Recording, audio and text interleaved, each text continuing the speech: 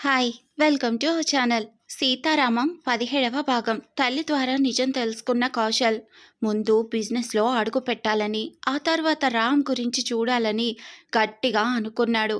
So ఆఫీస్కి వెళ్ళి business మొత్తం తనే హ్యాండిల్ చేస్తూ కొంచెం ముందుకు తీసుకొని వచ్చాడు. ఎక్కడో మూలన పడి ఉన్న కౌశల్ గ్రూప్ ఆఫ్ కంపెనీని 6 నెలలు కష్టపడి 5వ స్థానంలోకి తీసుకువచ్చాడు. ఇక ఇప్పుడు రామ్ మీద కన్ను పడింది కౌశల్కి. రామ్ ఇండియా వచ్చిన తర్వాత ఇరుకు దిష్టి పొరుగు దిష్టి ఎవ్వరి కళ్ళు నా కొడుకు మీద పడకూడదు అంటూ దిష్టి తీస్తున్న తల్లిని చూస్తూ నవ్వుకుంటూ మామ్ ప్లీజ్ చాలింకా అన్నాడు రామ్. సుకు రా బయటపడేసిరా అంటూ ఎర్ర నీళ్లు కర్పూరంతో ఉన్న ప్లేట్ ఇచ్చింది కమల. అమ్మా వాడికి ఎవ్వరి దిష్టి తగలదులే, అలా పడకుండా ఉండడానికి దిష్టిగా పక్కన మన సుధీర్ ఉన్నాడు కదా అన్నాడు మహేష్ నవ్వుతూ.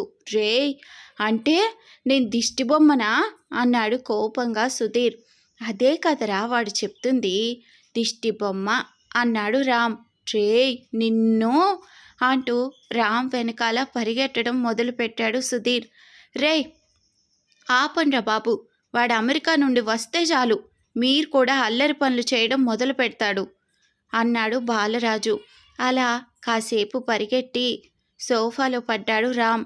బాబు జ్యూస్. మై లవ్లీ సుకు, నీకు నా గురించి బాగా తెలుసు, లవ్ యూ డార్లింగ్ అన్నాడు రామ్ జ్యూస్ తీసుకుంటూ. కాళ్లతో ముగ్గు వేస్తూ సిగ్గుపడుతుంది సుక్కు. అయ్యో నువ్వు సిగ్గుపడకు, నాకు చచ్చిపోవాలనుంది నీ సిగ్గు చూసి. సుకో వెళ్ళి మాకు కూడా జ్యూస్ తీసుకొని రా అన్నాడు సుధీర్.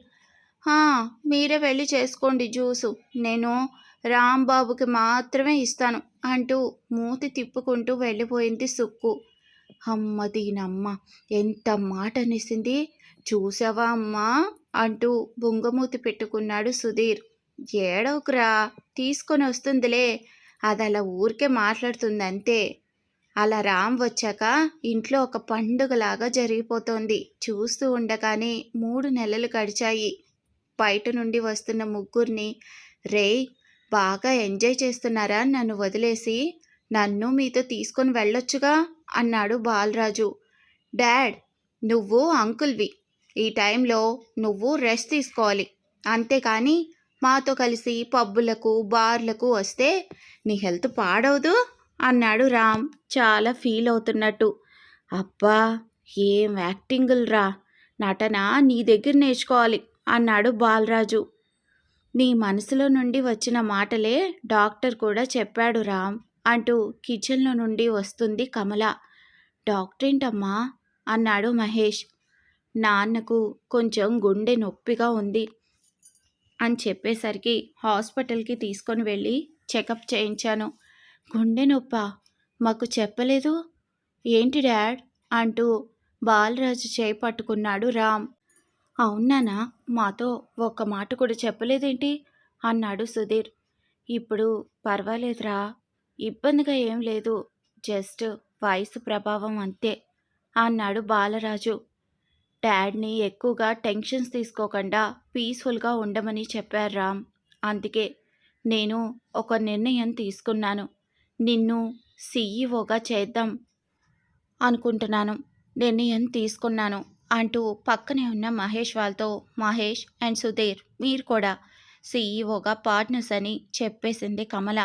ఆఫీషియల్ అనౌన్స్మెంట్ రేపే ఇవ్వబోతున్నా, అందుకు మీరు రెడీగా ఉండండి అని చెప్పింది కమల. ఓకే మామ్, మేము ముగ్గురం చూసుకుంటాం బిజినెస్, ఇక నువ్వు డాడీ రెస్ట్ తీసుకోండి అని చెప్పాడు రామ్ కూడా. అవునమ్మా మీరు కంగారు పడకండి, నేను సుధీర్ ఆల్రెడీ ఆఫీస్లో వర్క్ చేస్తున్నాం కదా, ఇదిగో ఇప్పుడు వీడు వచ్చాడు, నాకు తోడుగా ఉండండి అంటే ఈ 3 నెలలుగా అస్సలు పట్టించుకోవడమే లేదు. ఇక మీదట మాత్రం మా కాన్సన్ట్రేషన్ మొత్తం మీ మీదనే ఉంటుంది అన్నాడు సిన్సియర్గా మహేష్. అవునవును అంటూ తల ఊపాడు పక్కనే ఉన్న సుధీర్. అలా ఆఫీషియల్గా ముగ్గురిని బిజినెస్ పార్ట్నర్స్గా అండ్ రామ్ని సీఈఓగా అనౌన్స్ చేశారు. అది చూసిన కౌశల్, ఓ వీడేనా రామ్ అని అనుకుంటూ రామ్ యూ ఫినిష్ అనుకున్నాడు కోపంగా. ముగ్గురు చాలా సిన్సియర్గా ఆఫీస్ని ఎలా చూస్తున్నారో అలాగే ఎంజాయ్ కూడా చేస్తున్న సమయంలో పబ్కి వెళ్ళినప్పుడు అందమైన ఒక అమ్మాయిని చూసి రామ్ మనసు పాడేసుకున్నాడు. ఆ అమ్మాయే పద్దు అలియాస్ పద్మప్రియ. రామ్ పద్దు అని పిలుస్తాడు. ఒక పక్కన బిజినెస్, అమ్మ నాన్న, ఇద్దరు అన్నయ్యలు, ఫ్రెండ్స్తో ఎంతో సంతోషంగా ఉన్న రామ్ జీవితాన్ని అతలాకుతలం చేసింది ఆ పద్మప్రియ ప్రేమ. రామ్తో పరిచయం పెంచుకొని తన మీద ప్రేమ ఉన్నట్లు నటించి మోసం చేసింది.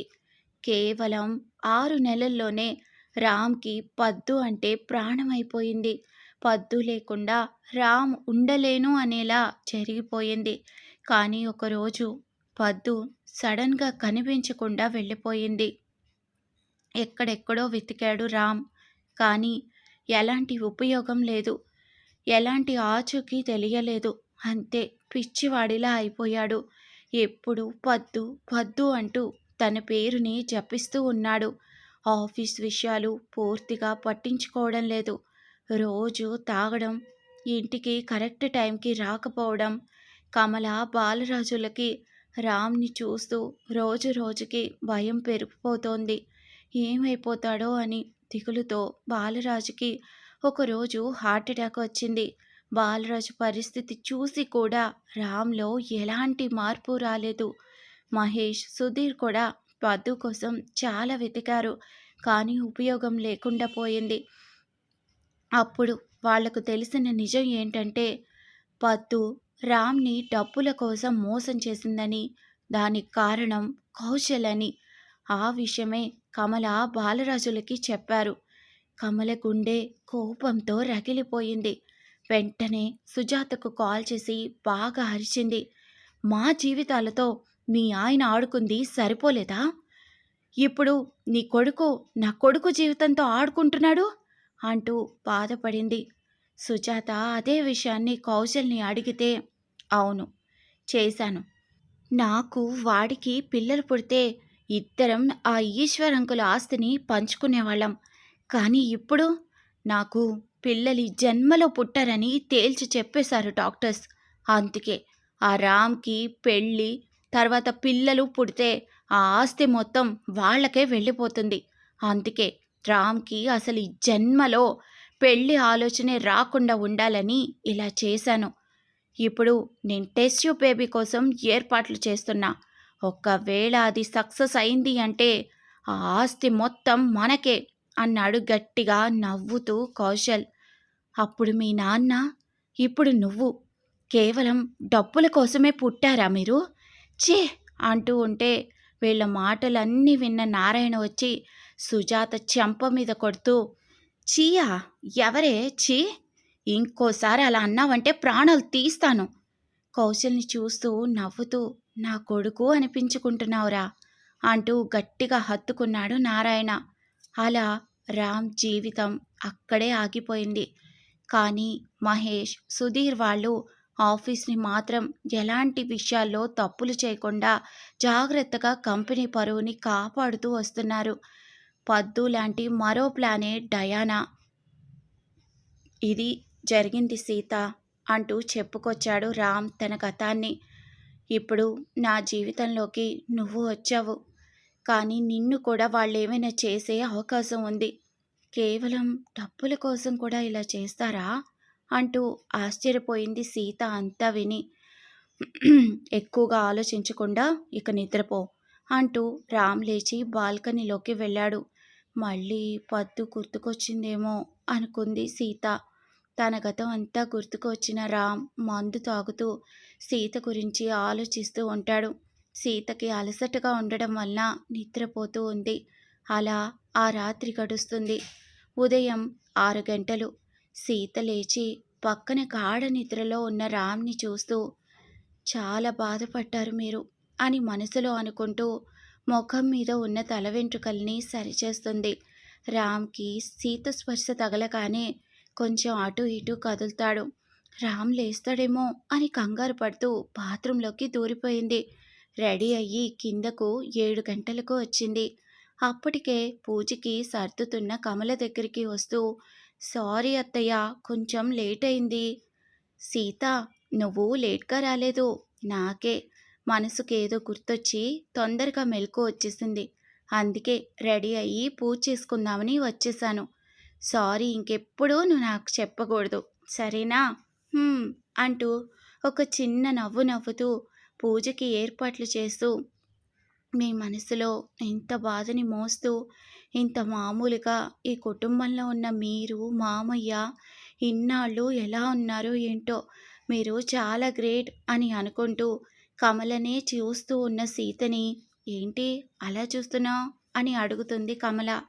ఈరోజు కొత్తగా కనిపిస్తున్నారు అత్తయ్య అంది. అవునా, ఏం కొత్తగా? నేను ఒకటి అడగనా అత్తయ్య? అడుగు, మీరేం అనుకోకూడదు. పూజకి సర్దుతూనే, ఏమీ అనుకోను, నువ్వు నన్ను మీ అమ్మలాగా అనుకో అని ఎన్నిసార్లు చెప్పాను అంది. మీ అమ్మతో ఇలాగే పర్మిషన్ అడుగుతావా అని అడుగుతున్న కమల చెంప మీద టక్కుమని ముద్దు పెట్టేసింది సీత. అప్పుడే లేచి కిందకి వస్తున్న బాలరాజు ఆ ముద్దు పెట్టడం చూసేశాడు. కమల షాక్ అవుతూ సీత వైపు చూస్తుంది. అంటే మీరే కదా మా అమ్మలా అనుకోమన్నారు. నాకు అమ్మ ఎప్పుడైనా ముద్దొస్తే ఇలాగే పెట్టేస్తాను అంది తల వంచుకుంటూ సీత. కమల ఏమంటుందో అని భయంగా గట్టిగా నవ్వేస్తూ కమల, పిచ్చి పిల్ల, ఏమైంది నీకు ఈరోజు అంటూ కమల కూడా సీత నుదుటి మీద ముద్దు పెడుతుంది. బాగుంది, మీ అత్త కోడళ్ళ ముద్దులు అంటూ బాలరాజు సోఫాలో కూర్చున్నాడు. లేచేశారా? అయ్యయ్యో, మామయ్య చూసేశారు అత్తయ్య అంటూ సిగ్గుపడుతుంది సీత.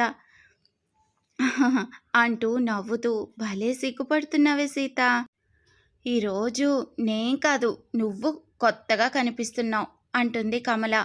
ఇద్దరూ నవ్వుకుంటూ పూజ చేయటం మొదలు పెడతారు. పూజ నిష్టగా చేసి ముగించుకొని హాల్లోకి వస్తారు. సుక్కు, 3 టీ అంటూ ఉండగానే 4 అంటూ కిందకి వస్తాడు రామ్. రామ్ని చూస్తూ ఉంటుంది సీత. అప్పుడే లేచేసావా రామ్ అడుగుతాడు బాలరాజు. ఎస్ డాడ్, నిద్ర రాలేదు అంటూ వచ్చి సీత పక్కన కూర్చుంటూ, గుడ్ మార్నింగ్ సీత అంటాడు. కమల, బాలరాజు షాక్ అయ్యి రామ్ని చూస్తారు. Good morning sir. డాడ్, ఆ న్యూస్ పేపర్ ఇలా ఇవ్వు. షాక్లో ఉన్న బాలరాజుకి రామ్ మాటలు వినిపించలేదు. డాడ్ అన్నాడు మళ్ళీ. హా, ఏంటి రామ్ అన్నాడు. ఏమైంది డాడ్, న్యూస్ పేపర్ అడుగుతుంటే అలా బొమ్మలా ఉన్నారు? నథింగ్, ఇదిగో అంటూ పేపర్ ఇస్తాడు. సుక్కు టీ తీసుకొని వస్తుంది. టీ తాగుతూ, సీత, ఈరోజు ఆఫీస్కి తొందరగా వెళ్ళాలి. అండ్ ఈసారి వేయబోయే టెండర్ యొక్క ప్రాజెక్ట్ మనకే రావాలి, ఓకేనా? Okay sir. టీ తాగి రామ్ పైకి వెళ్తాడు ఫ్రెష్ అయి రావడం కోసం. ఏంటి, ఏంటమ్మా ఈ వింత సీత, 8వ వింతలా ఉంది. నాకు ఏం అర్థం కావటం లేదు. రామ్ నీతో నార్మల్ అయ్యాడా అని అడిగాడు. అంటే అది మామయ్య ఫ్రెండ్స్గా ఉందాము అన్నారు. పర్వాలేదు, ఈరోజు ఫ్రెండ్, రేపు లవర్, ఆ తర్వాత భార్య, అంతేగా, మార్పు మొదలైంది. ఇక వాటంతటవే అన్నీ జరిగిపోతాయి అని చెప్తూ చిన్నగా నవ్వుతుంది కమల. అయితే ఇదే అన్నమాట కమల సీత ఆనందానికి మూల కారణం. అయ్యో, అదేం లేదు మామయ్య, కానీ కానీ అంటూ ఉండగా సీత నవ్వుతూ సిగ్గుతో ఇక అక్కడ ఉండలేక గదికి వెళ్ళిపోతుంది. ఏంటండి అలా ఏడిపిస్తారు? మన ఇంట్లో ఎన్ని రోజులకు మళ్ళీ నవ్వులు వస్తున్నాయి, నన్ను సంబరపడనివ్వు కమల అంటాడు కళ్ళ నిండా నీళ్లతో. ఛా, ఏంటండి అది అంటుంది కమల. ఆనంద బాష్పాలు కమల అంటూ కళ్ళ నీళ్లు తుడుచుకుంటాడు బాలరాజు. సీత పైకి వెళ్ళి డోర్ తీయగానే రామ్ అప్పుడే స్నానం చేసి టవల్తో బయటికి వస్తాడు. అయ్యో సారీ, చూసుకోలేదు అంటూ డోర్ వేసి వెళ్ళిపోతున్న సీతని, ఆగు సీత అంటాడు. సార్ అంటుంది బయట నుంచే. లోపలికి రా. లోపలికా అని నొసుకుతూ తల వంచుకొని వెళ్తుంది. నేను టవల్ లేకుండా ఏం లేనుగా, ఎందుకలా కంగారు పడతావు అంటాడు తల తుడుచుకుంటూ. నేను డ్రెస్సింగ్ రూమ్లోకి వెళ్ళి రెడీ అవుతాను, నువ్వు కూడా రెడీ అయిపో, ఇద్దరం కలిసి కిందికి వెళ్దాం. అని చెప్పాడు. సరే అంది సీత. ఇక రానున్న ఎపిసోడ్స్లో ఏం జరగబోతుందో తెలుసుకోవాలి అంటే మన ఛానల్ని సబ్స్క్రైబ్ చేసుకోండి. ఈ ఎపిసోడ్ కనుక నచ్చితే లైక్ చేయడం మర్చిపోకండి. ఇక రానున్న ఎపిసోడ్స్లో రామ్ సీతల మధ్య ప్రేమ ఎలా చిగురించబోతోందో తెలుసుకుందాం. Thanks for listening.